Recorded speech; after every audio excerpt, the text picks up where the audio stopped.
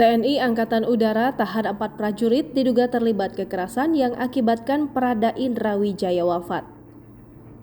TNI Angkatan Udara, dalam hal ini Satuan Polisi Militer Koopsut 3 Biak, masih terus melakukan penyidikan dan pendalaman terhadap dugaan kekerasan yang mengakibatkan meninggalnya prajurit 2 atau Prada Muhammad Indra Wijaya.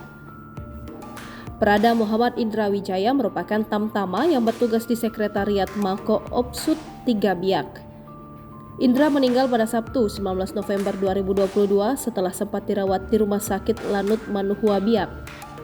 Kepala Dinas Penerangan TNI Angkatan Udara, Marsma TNI Indan Gilang Buldansyah mengatakan, Prada Muhammad Indra Wijaya dilaporkan telah meninggal di Rumah Sakit Lanut Manuhua Biak setelah sebelumnya pingsan di Mes Tamtama Tiger Mako Opsut 3 Biak.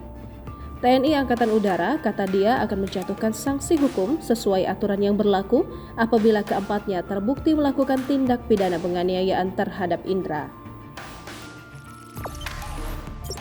Jangan lupa subscribe, share, komen, dan like ya!